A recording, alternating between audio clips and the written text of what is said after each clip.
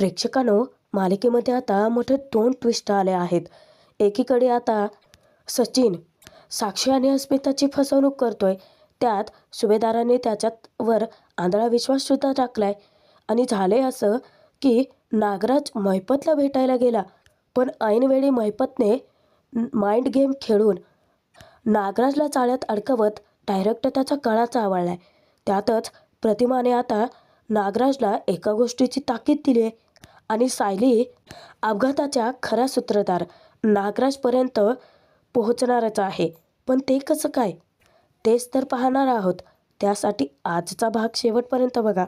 आणि हो, ठरलं तर मग मालिकेचे रोजचे भाग पाहण्यासाठी नक्की सबस्क्राईब करा. सायली अर्जुन रविराजांचा निरोप घेऊन घरी निघालेलेच असतात. तेव्हा आठवणीने प्रतिमा आत्या त्यांना घारग्याचा डबा सोपवते आणि अस्मितासोबत इतर घरच्यांना सुद्धा द्यायला सांगते. तेव्हा सायली होकार देते. आता ते जाणार असतात, पण तिथे हजर नसते ती सुमन काकू. तेव्हा सायली मोठ्याने हाका मारते. आता सुमन काकू जी रूममध्ये नागराजने तिला मारहाण केल्यामुळे रडत असते, पण ज्या क्षणी सायलीचा आवाज तिच्या कानी पडतो त्या क्षणी स्वतःचं दुःख बाजूला ठेवून चेहऱ्यावरती हसरे हावभाव आणत ती सगळ्यांच्या समोर येते. तरीसुद्धा सुमन काकूचं हे वागणं रविराज आणि प्रतिमाला थोडं खडकतं. रविराज म्हणतात की सुमन, अगं ते निरोप घेत आहेत, ते चाललेत घरी, तू इथूनच निरोप का देतेस?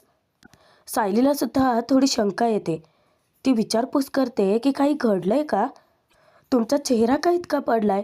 तेव्हा सुमन काकू हसऱ्या चेहऱ्याने सांगते की नाही, बरं तुम्ही घारग्यांचा डबा घेतलायत ना आठवणीने? सायली सांगते की हो.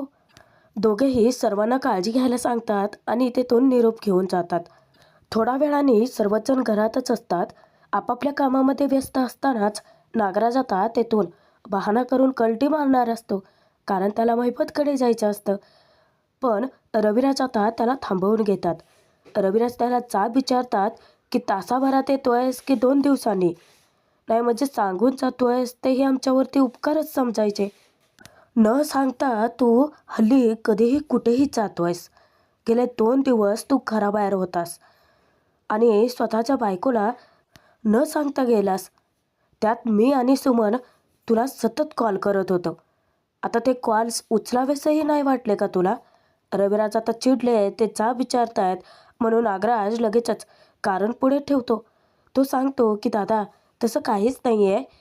माझ्या मोबाईलचा प्रॉब्लेम झाला होता, त्यात डिस्प्लेचा प्रॉब्लेम झाला होता आणि मध्येच बॅटरीसुद्धा डाऊन होत होती. त्यामुळे फोन कोण करतंय, कशासाठी करतंय, काहीच कळायला मार्ग नव्हता. आता रविराज नागराजचे चांगलेच कान पिळतात.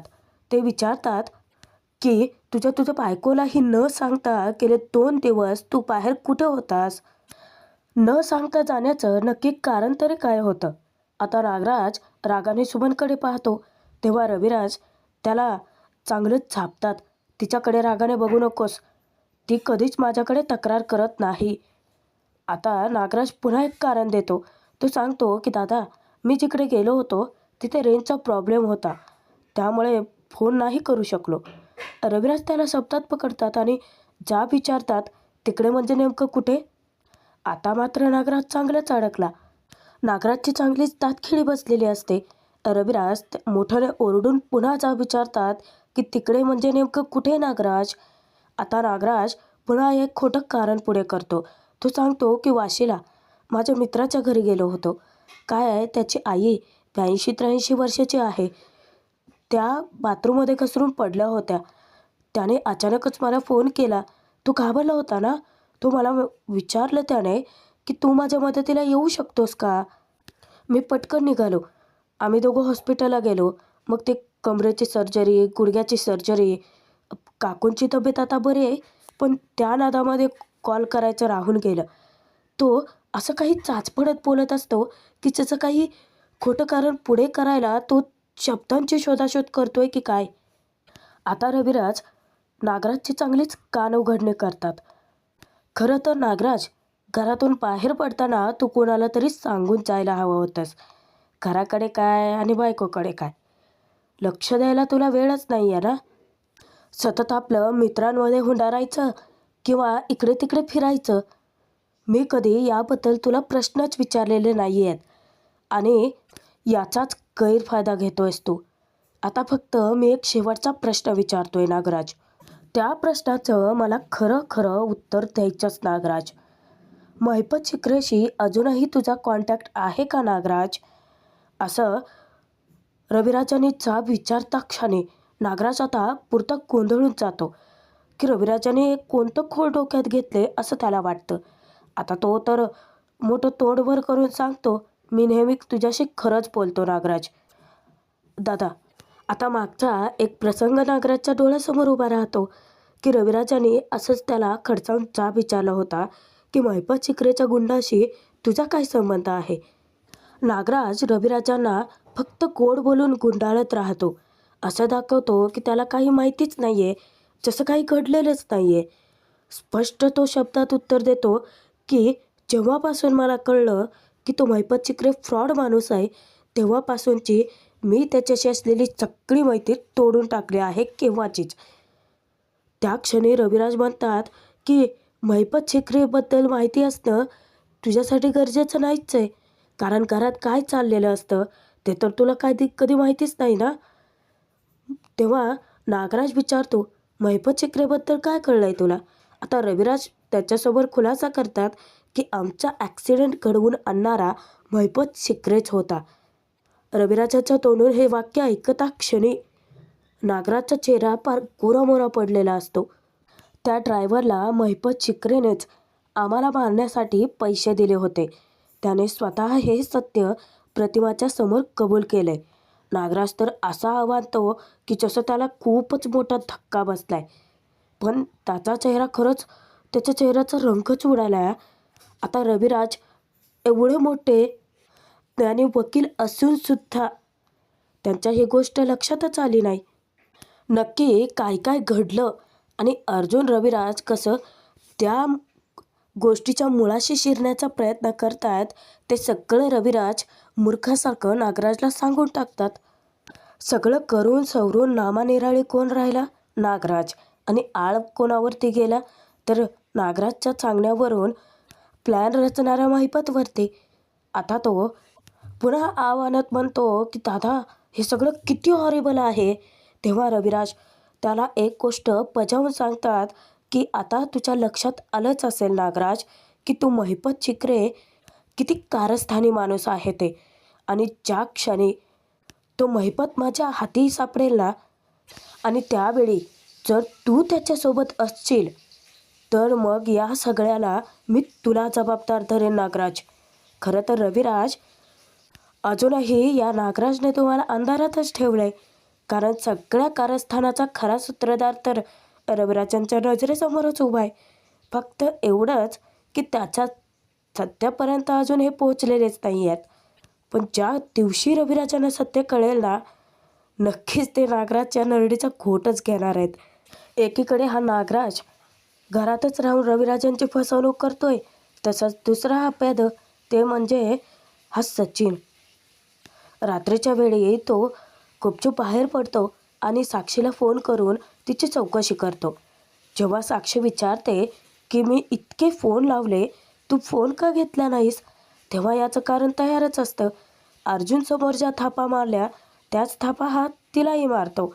अगं, मी टोरंटोच्या कामामध्ये अडकलो आहे. इथे खूप मोठा प्रॉब्लेम झाला आहे. तो सॉल्व झाला की मी येतोच ना. साक्षी घाबरतच त्याला विचारते की तू माझ्यापासून काही लपवत तर नाही आहेस ना. तेव्हा हा मोठा फुशारक्या मारत म्हणतो की नाही, मी जसा आहे तसा तुझ्या समोरच आहे आणि प्लीज तू पॅनिक होऊ नकोस सॅम. आता रडणाऱ्या साक्षीला तो धीर देण्याचा प्रयत्न करतो. तो दाखवतो की तो मनापासून किती चांगला आहे आणि त्याला साक्षीची म्हणजेच समीराची किती काळजी आहे. तो सांगतो की हे बघ सॅम, खरं तर यावेळी मी तुझ्यासोबत असायला हवं होतं, मी तुला जवळ घ्यायला हवं होतं. पण हे बघ, तुझ्या अण्णाशी तुझा काही कॉन्टॅक्ट होत नाही आहे ना, म्हणूनच तू पॅनिक झाली आहेस. पण काळजी करू नकोस, आपण दोघं एकत्रित सगळं सुरळीत करूयात. इकडे नागराज नेमकं महिपतकडे येतो. आता त्याच्यासाठी त्याने खायला आणलेलं असतं. महिपतला तो मोठ्याने हाका मारतो, पण महिपत बेशुद्ध अवस्थेत आहे. आता हा नाटक करतोय की प्रियासोबतचा याचा काहीतरी माइंड गेम आहे माहीत नाही आहे अजून तरी. नागराज त्याला शंका येते की या प्रियाने बहुतेक पुन्हा बेशुद्ध केलं नसेल ना याला. आता महिपतला तो हाका मारतो. थोडं त्याला अजूनही गुंगी असते. नागराज सांगतो की हे बघ, मी तुझ्यासाठी वडापाव घेऊन आलो आहे, तुला खाता येईल ना. त्यानंतर नागराज थोडंसं पाणी घेतो आणि महिपतच्या तोंडावरती शिंपडतो. विचार करतो की हां, आता कसं त्या प्रियाने तुला काही खायला दिलं नसेल ना, तसलीच आहे रे ती पोरगी, काम चुकार आहे एक नंबरची. बरं महिपत ऐक, मी आता तुझा एक हात सोडतोय, हे वडापाव आहे ना तो खाऊन घे. काय आहे, सुमनला सांगून मी तुझ्यासाठी पुरणपोळीच आणणार होतो, पण नाही ना सांगता येत. सुमनला काय म्हणायचं मी, महिपतला पुरणपोळी खायची. आता तो स्वतःच हसायला लागतो. नागराज महिपतचा बोलता बोलता एक हात सोडतो, पण आता महिपत त्याचाच नरडीचा खोट घेतो. त्याचा गळा आवळत तो विचारतो, महिपत शिकरेला डांबून ठेवणार तुम्ही नागराज शेठ. तुमचे पितर जरी खाली आले ना, तर या महिपत शिकरेला संपू नाही शकत. आणि रागातच तो नागराजचा गळा असा काही आवळून धरतो ना, की अचानकच नागराज त्याच्यासमोरच बेशुद्ध पडतो. नागराजला भयानक त्रास व्हायला लागतो. महिपत त्याला आता चोराचा खाली ढकलून देतो. नागराज त्याच्याच समोर जमिनीवर पडलेला असतो आणि तोच आनंद साजरा करत नागराजनेच आणलेला वडापाव महिपत अगदी ताव मारून खायला लागतो. इकडे सायली अर्जुन घरी पोहोचतात तेव्हा सगळीकडे शांतता पसरलेली असते आणि तीच शांतता त्यांना थोडीशी खटकते. अर्जुन हसऱ्या चेहऱ्याने सचिनकडे चौकशी करतो, अरे वा, आज जरा जास्तच बिझी दिसतोयस. सचिन जास्त काही बोलत नाही, फक्त हुंकार देतो. तेव्हा सायली अस्मिताबद्दल विचारपूस करते. त्यावर प्रताप सांगतो की किती वेळ झालं आम्ही अस्मिताला म्हणतो आहोत की बाहेर ये, आमच्यासोबत बस, गप्पा मार, पण ऐकतच नाही आहे ती. कल्पनासुद्धा म्हणते की हो ना, सचिनसोबत वाद झालेत ना तिचे, ती काही ऐकायलाच तयार नाही आहे. आणि त्यात सचिन, तोही धड नीट बोलत नाही आहे. आका वकिली बुद्धीची सायली ही लगेचच आयडिया सुचवते. अर्जुन प्रतापला ती सांगते की तुम्ही दोघं सचिन भाऊजींशी बोला, मी आणि आई अस्मिताताईंशी बोलतो. कल्पना सायली जेव्हा अस्मिताच्या रूमकडे येतात, खिडकीतून टोकावतात. अस्मिता खूपच अस्वस्थ दिसते. कल्पना सायलीला सांगते, जेव्हापासून सचिनशी वाद झालेत ना, तेव्हापासून अस्मिता अशीच आहे, काहीच बोलत नाही आहे आणि हसलेली सुद्धा नाही आहे. अस्मिताला याआधी मी असं अस्वस्थ बसलेलं कधीच पाहिलं नाही आहे. आणि साहजिकच आहे, सगळ्यांना काळजी तरी वाटणारच ना, त्यात अस्मिता 2 जीवाची. सायलीला एक युक्ती सुचते. कल्पनासोबत अस्मिताच्या रूममध्ये येत ते सांगते की हे काय अस्मिताताई, हे बघा, असं अस्वस्थ बसल्याने तितकंच वजन वाढतं जितकं शुगर खाल्ल्याने होतं. कल्पनासुद्धा समजावते की अस्मिता, गर्भसंस्काराची वेळ चुकवून चालणार नाही आहे बरं का. तेव्हा सायली सुचवते, अस्मिताई, आपण मस्त बाहेर गवतावरती चालूयात आणि पूर्णाजीला व्हिडिओ कॉल करूयात. अस्मिता उदासलेल्या चेहऱ्यानेच सांगते की नाही, मला ना खूप दमायला झालं आणि तसंही सचिनला जर मी म्हटलं की माझ्यासोबत वॉकला ये, तर तो येणार आहे का. त्यावर सायली म्हणते की कदाचित सचिन भाऊजी तुम्ही ये सोबत असं म्हणण्याची वाट बघत असतील तर. त्यावर अस्मिता पुन्हा उदासलेल्या चेहऱ्यानेच सांगते, नाही का सायली, सचिन वाट बघणाऱ्यातला नाही आहे, खूप वेगळा आहे तो. आणि तसंही पूर्वी ना थोडं जरी काही झालं तरी मला लगेच सॉरी म्हणायचा, आणि आता बघ, सध्या बोलायला सुद्धा आला नाही तो. कल्पना तिची समजूत घालते की अस्मिता, सगळे नवरे ना हे असेच असतात. नाही म्हणजे तुझ्या डॅडसोबत माझं कधी भांडण झालं ना, तर चांगले 2-2 दिवस बोलत नाहीत ते माझ्याशी. सायलीसुद्धा समजावते, हो ना, आणि तुमचे भाऊ पण काही कमी नाही आता. म्हणजे एकदा का जर चिडले ना, तर जाऊन काही विचारायचं नाही या. आणि अस्मिताही, नवऱ्यासोबत भांडण करण्यात ना एक वेगळीच मजा असते. तेव्हा अस्मिता रागातच बोलून मोकळे होते की तुझा नवरा घराबाहेर जास्त लक्ष देत नाही सायली. अस्मिताच्या बोलण्याचा अर्थ कल्पनाला उमगतच नाही. सायली पटकन अस्मिताच्या बोलण्यावर पांघरून टाकते. कल्पनाला सांगते की म्हणजे सचिन भाऊजी सतत बाहेरच काम करतात ना, त्यांच्या कामाबद्दल बोलतायत त्या. तेव्हा अस्मिता वैतागतच बोलते की मी आराम करते थोडा वेळ. कल्पना आणि सायलीला काहीच हरकत नसते. उलट सायली तिच्यासाठी फोनवरती हळू आवाजात काने लावून देते. अस्मिता झोपते तेव्हा सायली कल्पना एकमेकींना पाहून हसतात. इकडे बाहेर अर्जुन प्रताप सचिनशी बोलतात. सचिन तेव्हा सांगतो तो कामात आहे. त्यावर प्रताप म्हणतात की ठीक आहे, तुझं काम झालं ना की सांग मला, आपण बोलूच यात. तेव्हा सचिन सांगतो की डॅड, ॲक्च्युली माझं काम व्हायला वेळ लागणार आहे आणि मला माहिती आहे तुम्ही कशाबद्दल बोलणार आहात.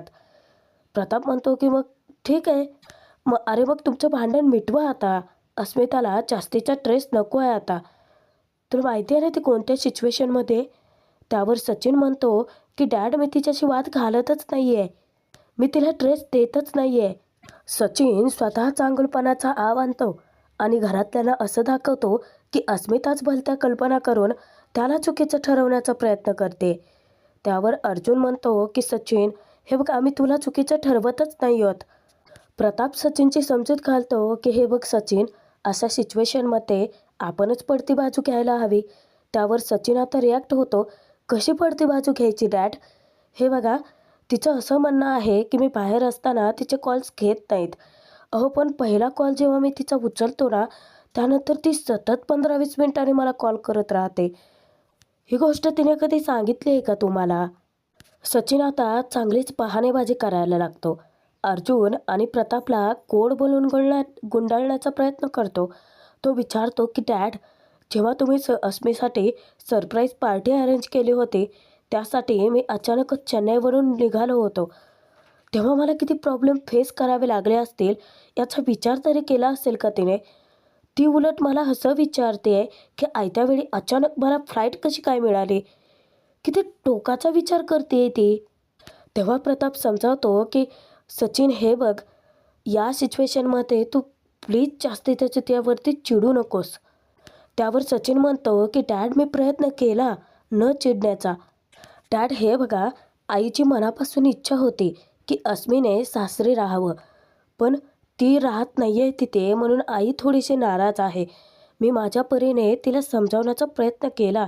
उलट मी तिला समजावलंसुद्धा की अस्मीला जिथे कम्फर्टेबल वाटतं तिथे आपण तिला राहू देऊयात ना. अर्जुन इतका खुश होतो सचिनवरती. तो म्हणतो की थँक्यू फॉर दॅट. अस्मिताईचा तू खरंच मनापासून विचार करतोयस. तेव्हा प्रतापही समजावतो, हो ना, आणि एकदा का आमचं नातवंड घरी आलं की या सगळ्यासाठी तुम्हाला वेळच नाही मिळणार, तुम्ही रमून चाल त्याच्यात. तेव्हा सचिन म्हणतो की मला ही आशा आहे की असंच होऊ देत. सचिन स्वतःहूनच अर्जुन प्रतापला वचन देऊन टाकतो की मी पेशन्स ठेवेन डॅड, अस्मीला कोणताही त्रास होऊ देणार नाही. तेव्हा हे दोघंही त्याच्यावरती आंधळा विश्वास टाकतात. त्यानंतर रात्रीच्या वेळी सायली अर्जुन आता झोपणारच असतात. सायली विचारते, तुम्ही सचिन भाऊजींशी बोललात का? तेव्हा अर्जुन म्हणतो की हो, सचिनने मला प्रॉमिससुद्धा केलं आहे, अस्मिताईला तो कोणताही त्रास होऊ देणार नाही. अर्जुन म्हणतो की चला, खूप उशीर झाला आहे, झोपूयात आपण. तसंही सगळे आवरावर तर झाले. सायली मुद्दामच त्याला विचारते की सगळे आवरावर झाले? अर्जुनची नजर समोरच्या टेबलवरती जाते. तिथे फायली अस्ताव्यस्त पडलेल्या असतात. अर्जुनची आता चूक पकडलेली असते, म्हणून मुद्दामच तो कौतुक करतो. मानलं पाहिजे हा बायको तुला, नाही म्हणजे तुझे डोळे म्हणजे एक्सरे मशीन आहे. सगळं कसं अस्ताव्यस्त पडलेलं बरोबर दिसतं हा तुला. तेव्हा सायली म्हणते की अस्ताव्यस्त पडलेला पसारा बघायला एक्सरे मशीनची गरज नसते, बायकोचे डोळे पुरेसे आहेत. आता ड्रामेबाज अर्जुन लगेचच म्हणतो, वा वा वा वा, बायको मार ढाला, वकिलीनबाईची बुद्धी कमाल आहे. त्यावर सायली मुद्दाम त्याला टोमणा मारते की अशा गोष्टीची जाणीव ठेवायला वकिली बुद्धीची काही गरज नसते हा. अर्जुन परत एकदा म्हणतो की चला झोपूयात ना आता. पुन्हा तो घोडचूकच करतोय, कारण त्याने त्याचा जो पसारा आहे करून ठेवलेला तो आवरलेलाच नसतो. सायली असले डोळे वटारून बघते त्याच्याकडे. आता भाग संपतोय. पुढील भागामध्ये मोठा ट्विस्ट आहे प्रेक्षकांनो, कारण घराबाहेर पडणाऱ्या नागराजला स्वतः प्रतिमाने ताकीद दिले की आज जर तुम्ही घराबाहेर पडलात तर उद्या परत घरात येऊ नका. त्यात सुमने सुद्धा नागराजला जाब विचारलाय, तुम्ही रात्रभर घराबाहेर होतात म्हणजे तुम्ही नक्कीच मैपतला भेटायला गेला होतात का? आता नागराजचा चेहरा फार कोरामोरा पडतो आणि त्यातच सायलीला एक शक्कल सुचले खऱ्या सूत्रधारापर्यंत पोहोचण्यासाठीची. ती अर्जुनला आयडिया सुचवते की बाबू जो ट्रक चालवत होता त्याला सुपारी मैपतने दिली असेल, पण त्या ट्रकचा ओनर दुसराच कोणीतरी असू शकतो ना. तेव्हा अर्जुन विचारतो की पण आता त्या ट्रकबद्दल काय इन्क्वायरी करायची आहे तुला? सायली म्हणते की त्यामुळे अजून एखादा क्लू मिळाला तर. तेव्हा अर्जुनही ठरवतो त्या ओनरची भेट घेऊन खरा सूत्रधार शोधायचे. आता नागराज अडकेल का? नागराजचे सत्य समोर आल्यानंतर रविराजांचा काय निर्णय असेल? पाहणं मनोरंजकच ठरेल.